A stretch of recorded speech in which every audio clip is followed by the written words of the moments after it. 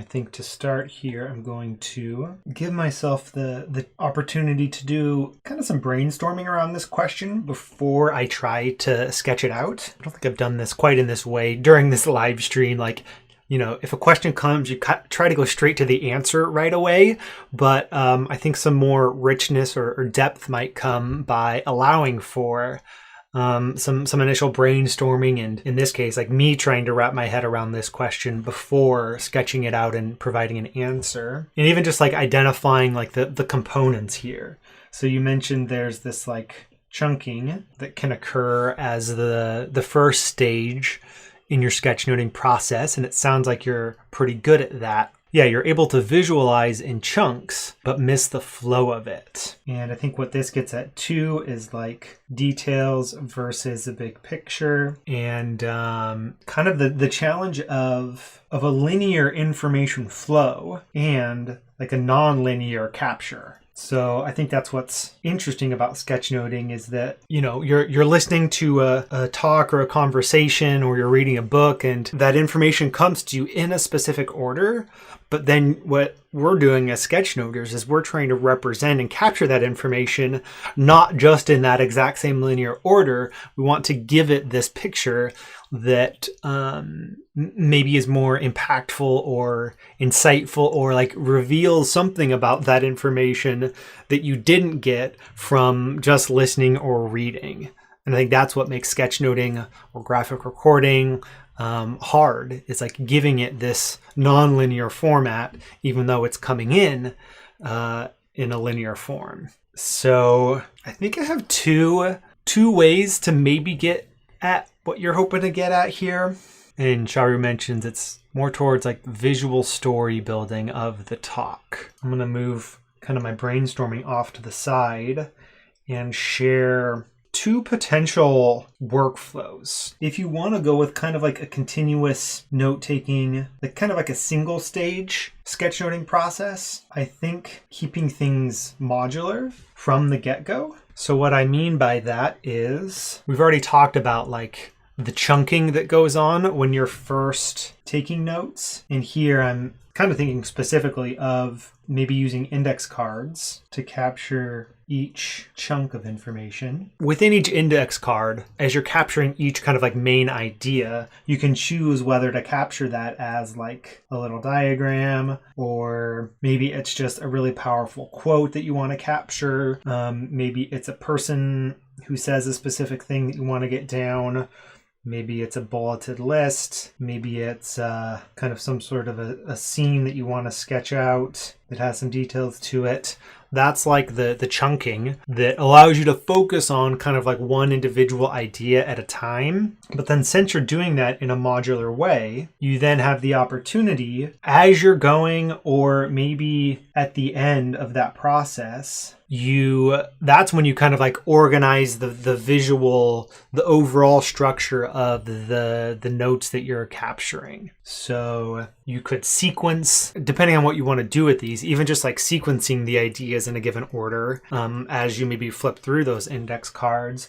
But more likely, maybe you decide you want, maybe 3 of the cards are connected or related in some way, and you know, maybe these first 2 lead to that one. This one leads to that one.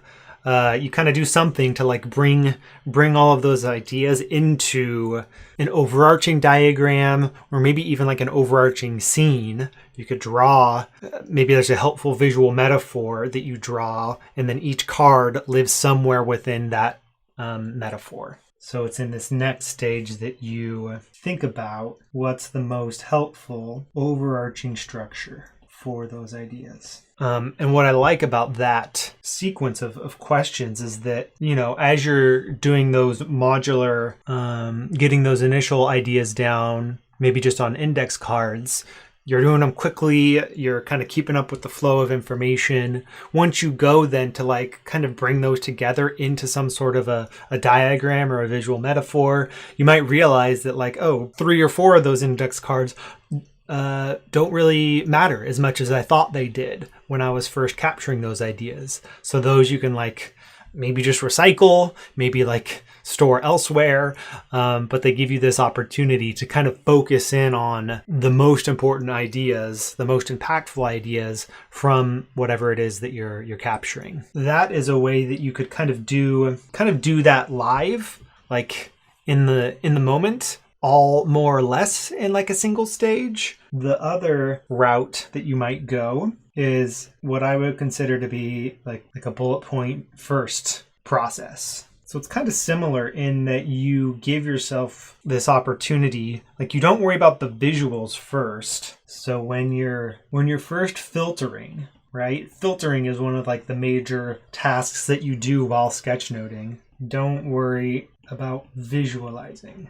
You're just capturing these bullet points. You might be able to group them into sections. So maybe there's like a title and then 2 or 3 bullet points related to that subject, that title, that part of the conversation, but you're just doing the filtering. And then, like once you're done listening to the talk, that's when you give yourself the opportunity to step back and again decide what overarching structure works well. So maybe this time we could go with something like maybe a Venn diagram is useful, and there are kind of certain things that live in each section. And again, you're just looking for like what's a helpful visual reference. And it could be like something more like a flow chart. It could be a diagram. It could be a scene. It could be like one single image. What's a helpful kind of singular, cohesive visual element within which all of the individual pieces can fit. So those are a few ideas for you, Charu. I hope that is helpful. Let us know if anything like that sparks some ideas for you, or maybe points to a process that you feel like would work well for you. Julie mentions, on keeping things modular, I'm finding it useful to regularly use the grouping tool after each module is basically complete. It simplifies the lassoing as more chunks populate the note.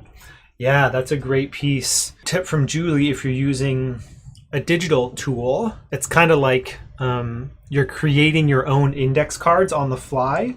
So let's say, I could do this with each of these here. I could select this, imagining that this were like, bigger and had some details to it.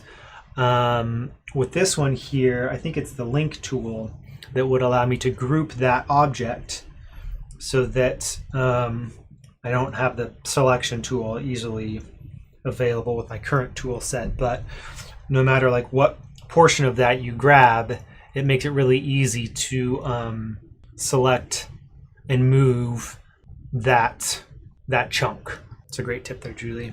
If you'd like to dive deeper into the world of sketchnoting, then come join Verbal to Visual. There you will find complete at your own pace online courses, weekly live workshops, and a global community of visual thinkers who are working to master this skill. You can learn more and sign up via the link below this video. Thanks for watching, and I'll see you in the next one.